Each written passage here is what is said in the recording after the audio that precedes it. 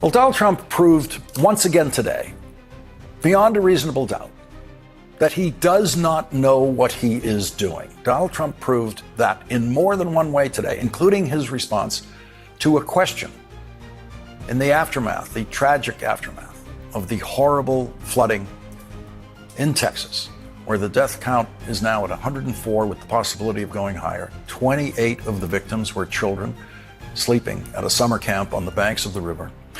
After declaring a federal disaster area in the flood zone in Texas, which then activates a full response by FEMA, the Federal Emergency Management Agency, Donald Trump was asked, "Are you still planning to phase out FEMA?"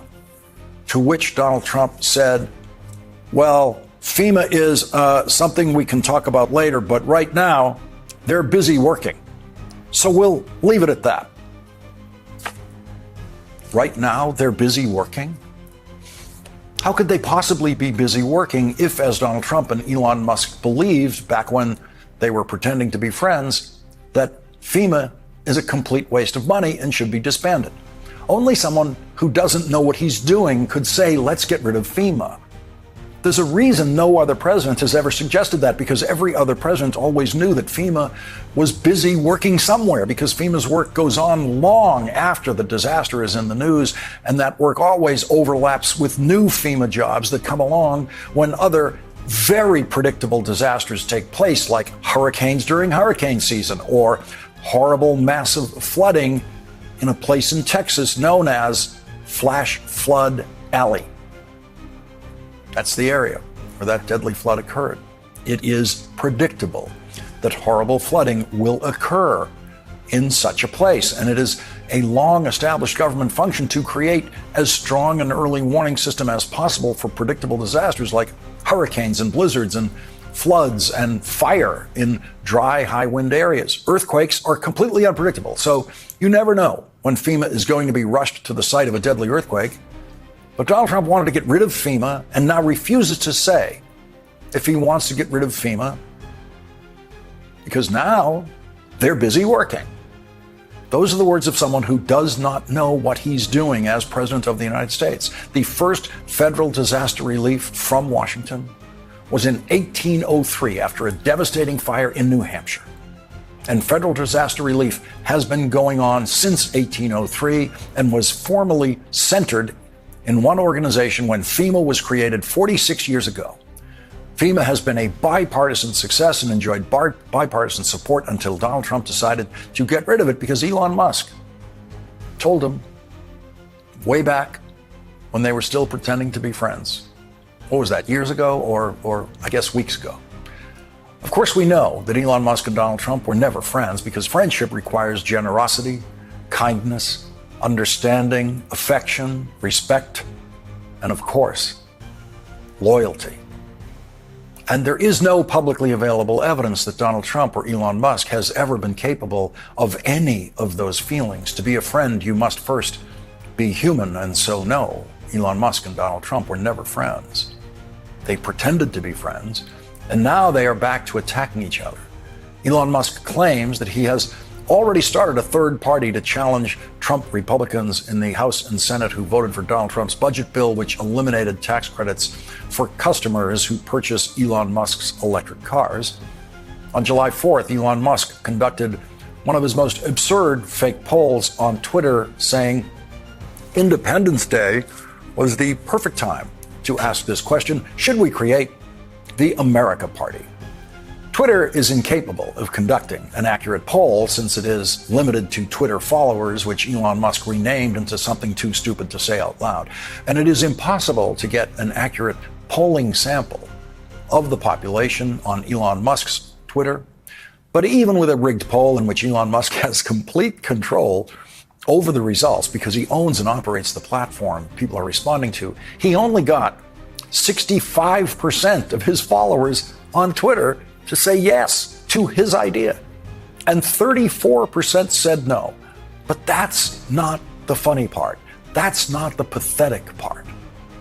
Elon Musk has 222 million followers on Twitter. 222 million.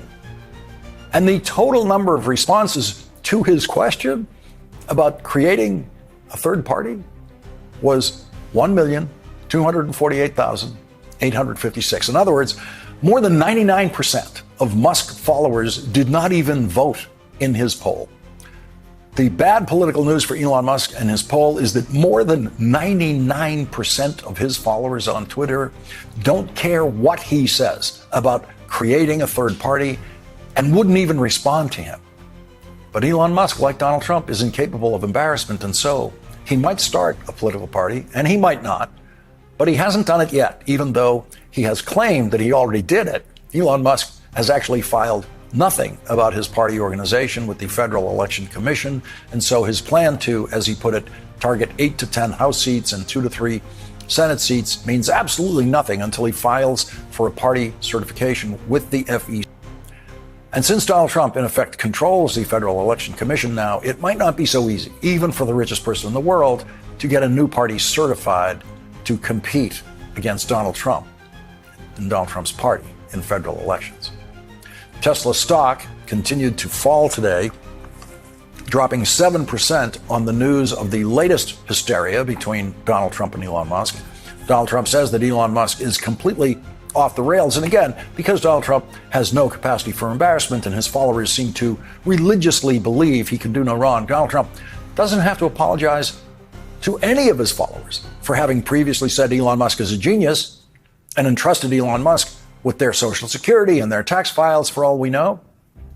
Donald Trump did that just a few weeks ago, but Donald Trump doesn't have to apologize for giving Elon Musk the keys to the government, literally, in some cases, actual keys that were used to lock out government workers. Donald Trump doesn't have to apologize to his followers for letting Elon Musk fire people or force them to quit at places like FEMA.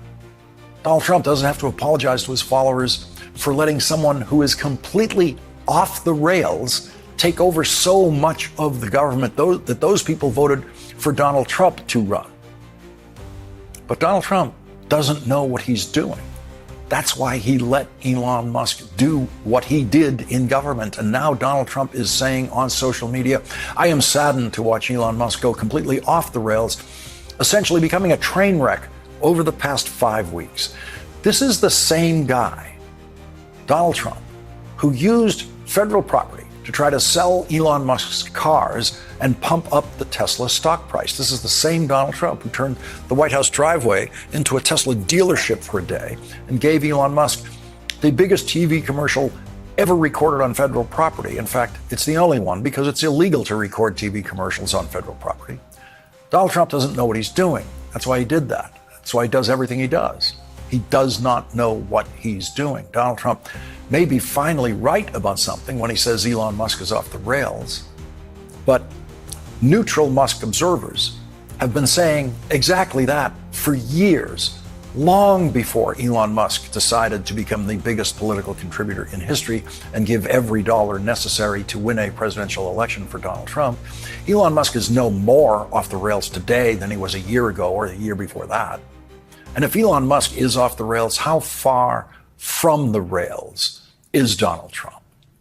Are the rails even in sight from wherever Donald Trump's mind is tonight? Donald Trump absolutely does not know what he's doing about tariffs. And we now have what Politico calls a person close to the White House, familiar with the trade talks and granted anonymity to discuss sensitive negotiations, saying Trump knows the most interesting part of his presidency is the tariff conversation. I find it hard to believe he's going to surrender it that easily. It's all fake. There's no deadline. It's a self-imposed landmark in this theatrical show. And that's where we are. The Trump tariffs theater continued today. Donald Trump sending letters first to Japan and South Korea about tariffs, then to about a dozen other countries who are tiny participants in world trade. And they were the first form letters ever sent by a president of the United States to the heads of government in other countries. They all got the exact same letter with just the name of their country inserted. And most of them got exactly the same tariff numbers in their letters. Each qualifies as the stupidest letter ever received from the president of the United States by the head of state of any other country. The one to Bosnia and Herzegovina, which is identical the one to Japan, which is identical to the Trump letter to Kazakhstan, which is identical to the Trump letter to Malaysia, et cetera, et cetera. The letter says, quote, "We invite you to participate in the extraordinary economy of the United States, the number one market in the world by far." No head of state has ever read a more childish sentence in a letter from the President of the United States. The letter says, "We will charge Japan or South Korea or another country a tariff of only 25% on any and all products sent into the United States." And that is a lie. And everyone receiving that letter knows it's a lie. Japan will be charged absolutely nothing. Nothing. Every penny of tariffs on Japanese products, every penny brought into the United States will be paid inside the United States by the people in America who buy that product and bring that product into the country. This is something the entire world knows. And every country receiving this letter today knew that they were looking at a level of economic illiteracy in that letter that they could never get away with in their own countries. It would be impossible for the president of any other country to say that they are charging the United States of America or any other country anything. Their voters would all know they were lying, because no country anywhere in the world has the legal authority to tax any other country, and no country has ever done it. Tariffs are paid entirely by the country that imposes the tariffs. That is something that Donald Trump has been lying about for his entire political career, and the White House press corps relentlessly proves its inability to understand what a tariff actually is. Wall Street continues to bet that Trump always chickens out. We've never had a presidency like this. We've never had a presidency promising and repromising and repromising and repromising the very same thing that the president then doesn't do within a matter of weeks or months of that promise that gets repromised and gets repromised again. And all of that is because Donald Trump does not know what he's doing. Or as Politico's unnamed source close to the Trump team says, it's all fake. There's no deadline. It's a self-imposed landmark in this theatrical show, and that's where we are. You could say that Donald Trump is off the rails, but I ask, what rails? When did the spoiled brat from Queens ever have any rails at all? Donald Trump cannot be compared to a derailed train, because a train has direction and purpose until it is derailed. Donald Trump has never had that. What you're seeing is a president of the United States who does not know what he's doing. And the price we all pay for that gets worse by the day.